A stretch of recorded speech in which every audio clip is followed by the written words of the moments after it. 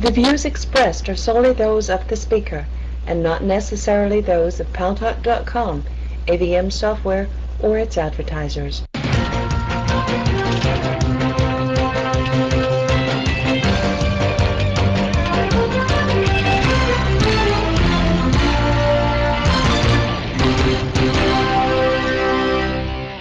News Talk is online. News Talk Online is a production of Paltalk.com, the largest multimedia interactive program on the internet with more than 4 million unique users, on demand on iTunes, on demand on YouTube, and now, thanks to our good friends at CRN Digital Talk Radio, we're distributed to cable systems, serving an additional 12 million households. I'm your host, Baumgarten. Well, today I'm very pleased to introduce the Beauty and the Beast. I'm the Beast. No, I think I am. we don't have to we don't have to state the obvious here. Just for anybody who's slow out there. I wasn't calling you the Beauty. I'm straight. Okay. Sorry. Okay. The hosts of this terrific, great new. I've seen the previews of it today. Jotting down notes. I was jotting down notes.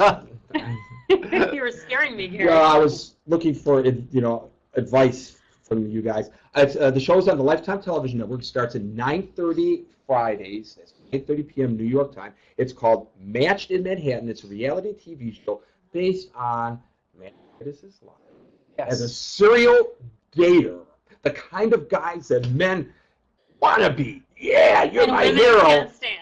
Right, and women can't stand. And his beautiful wife, how he landed you, I still don't understand. You're fabulous. Tamsin Fadal, and you are a journalist with TV2. I am. She's on TV2? PS2?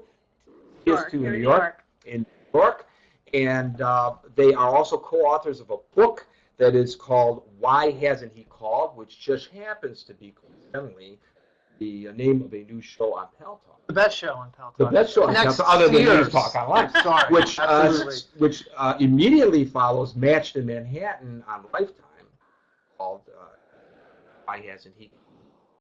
How did this all come about? How did a guy like you, a cad, a known cad, become a relationships expert, a matchmaker, and landed, most importantly, landed one of the most beautiful women, not only in Manhattan. Gary. Wow, he's got some moves. You got some game. You got some game? You have some Do I got a game. mate? Can I get out there and get do some damage? I can do some damage? I'd be you. Right, that's right. You're my wingman. All right. Seriously. You're not winging anymore. I know, I'm not winging. I forgot. I go right back into it. Oops. Sorry, reel me back. Thank you. Reel him back, yeah. What happened was, honestly, I found myself here from actually loss. I lost everything.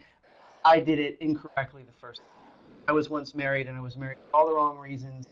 And I wasn't a good man during my I was not very monogamous, and my life crashed. Wait a minute, you gotta be monogamous? Gary. Gary, let me write this down. Monogamous. We didn't know we had to get that so specific with you. Well, I mean, we got to make sure we're taking notes, guys. Take notes. Yes. So I'm getting a little nervous. I'm trying to pull it back together. Right. Basically, at this point, I was on somebody's couch. I lost everything. I was almost homeless. Bad situation, and I pulled myself back together. Yes. And was able to somehow want to help women. Yes, all guys want to help women. No. Come on. No, honestly, I hurt somebody really badly, and I will never forget the look on my ex-wife's face when I told her that I was in love with somebody else and I'd been cheating on her. And I told her, which a lot of guys don't do. They do it until they're caught, unfortunately, and their life ends that way, or their relationship ends that way. I told her, and she left, and she had a lot of self-respect, and she actually found somebody else who was my best friend. Had 2 babies. That's against the rules. Had 2 babies, 2 wonderful babies a year later, and she was happy. And Good friend. Good friend, not best friend. But anyway, Bill? No, they would probably run me down the street. No, I don't think so. Now, how do you feel about him? You know what?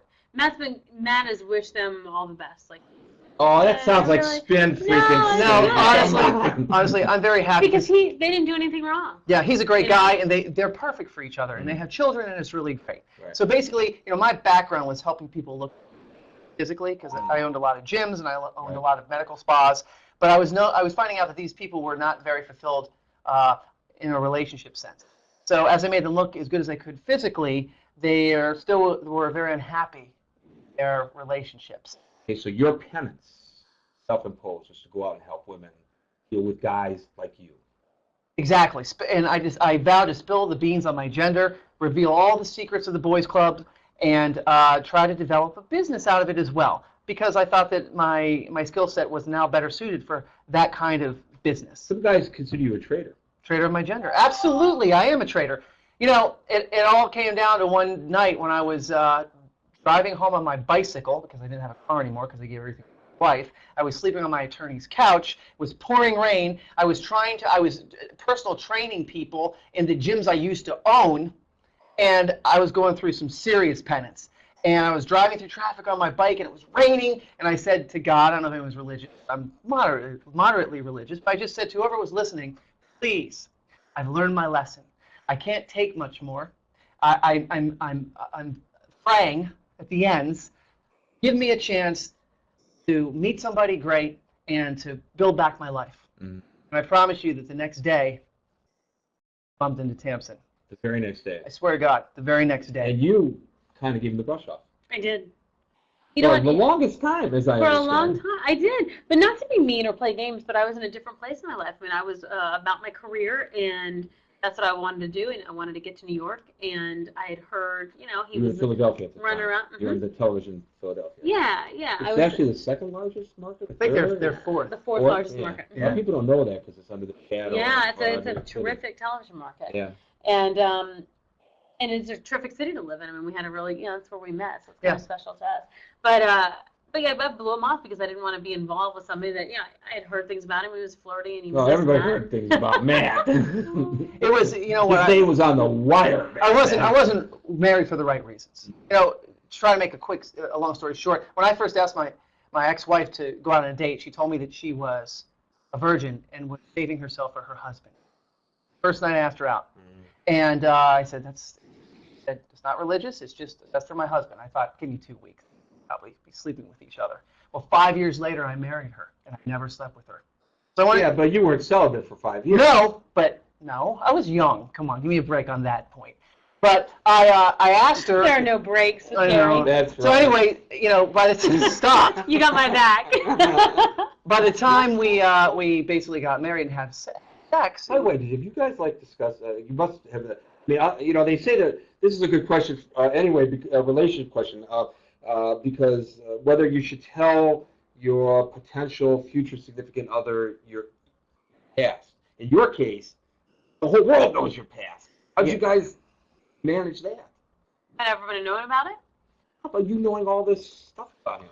A lot of it was hard for me. I won't pretend, a lot of it was really hard for me. And that's the reason initially I didn't even go out with him. This is Snow White here. You can't find anything out of line in her business or her professional career. Her business, personally, her business, anything. Except she's perfect. She hooked up with you. Yeah, that's the worst thing she's ever done. Exactly. No, I mean it's very hard to deal with. Yeah, I and mean, there were a your lot of standards questions. were different than his. Completely, there weren't any standards So at some point. how could you when he poured all this out to you and all this kind of stuff? Say I accept that. How could you accept It that? took a long- let me just time. say, obviously I know Matt and Tamsin. I think Matt's a great guy. I'm having a little bit of fun with this. Of course. But he really, really is a terrific human being. And obviously you both made the right choice with one another. But still, you had to get to the point where you would even accept the possibility of figuring out who this guy is underneath all this BS that you knew about him. And he only reinforced that by spilling it to you. Right. No. And what she did was she put me to work.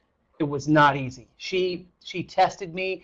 It's what she promised herself, right? When you first started dating me, and she told me. It was a long road. I mean, it was. I think we went through trial and error.